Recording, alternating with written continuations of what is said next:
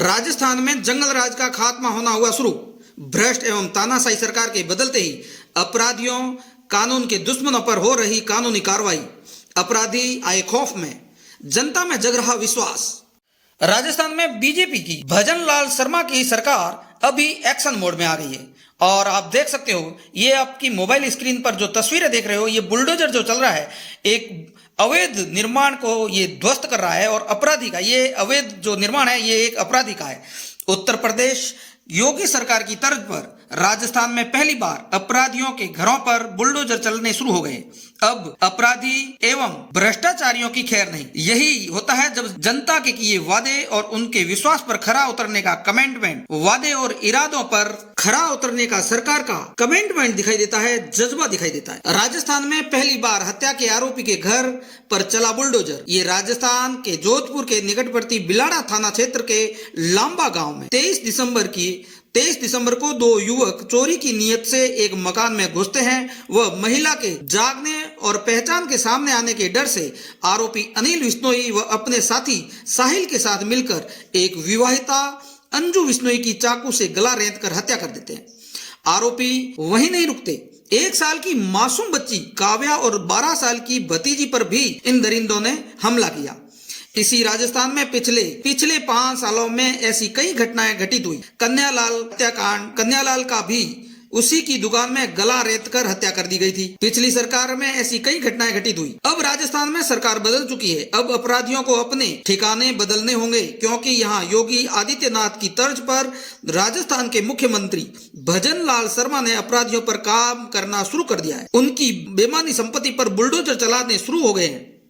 राजस्थान में भाजपा की सरकार बनते ही मुख्यमंत्री भजन लाल शर्मा एक्शन मोड में नजर आ रहे हैं। एक तरफ राजस्थान पुलिस कुख्यात बदमाशों की लिस्ट तैयार कर रही है, तो वहीं दूसरी ओर अपराधियों के ठिकानों पर यूपी की तर्ज पर बुलडोजर कार्रवाई किए जा रहा है। गुरुवार को जिले के बिलाड़ा कस्बे में स्थित लांबा गांव में ऐसी ही कार्रवाई करते हुए प्रशासन ने एक महिला की हत्या के आरोपी के घर पर बुलडोजर चलाया।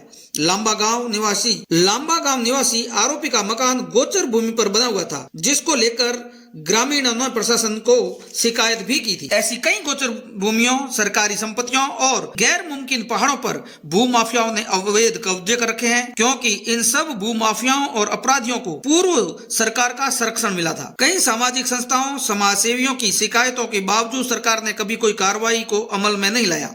पर अब सरकार बदल चुकी है। सबका साथ, सबका विश्वास, सबका विकास के नारे और वादे पर कार्य करती दिखाई दे रही है और ऐसी आशा करते हैं कि इसी तर्ज पर आगे भी कार्य करती रहेगी।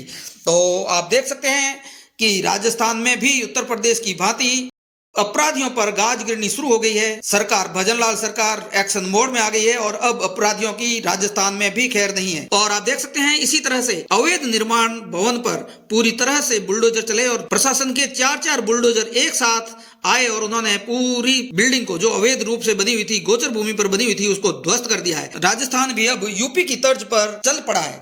योगी आदित्यनाथ जिस तरह से अपराधियों पर कार्रवाई करते हैं, तरह से भजन लाल शर्मा भी अब कार्रवाई करते हुए दिखाई दे रहे हैं। अपराधियों को लेकर के किए गए कमिटमेंट पर खरा उतरते हुए दिखाई दे रहे हैं। आशा है कि इसी तरह से यहाँ भी कार्रवाइयां होगी और अपराधियों में खौफ होगा और जनता में विश्वास कायम किया जाएगा। होना भी चाहिए। अपराधी कोई भी हो, उसे बख्शा नहीं जाना चाहिए। अपराधी सिर्फ और सिर्फ अपराधी होता है, उस पर किसी तरह की दया, रियायत, नरमी नहीं बरतनी चाहिए। ऐसे ही सख्त और कठोर कार्रवाइयों से अपराधियों में भय व्याप्त होगा और होना भी चाहिए।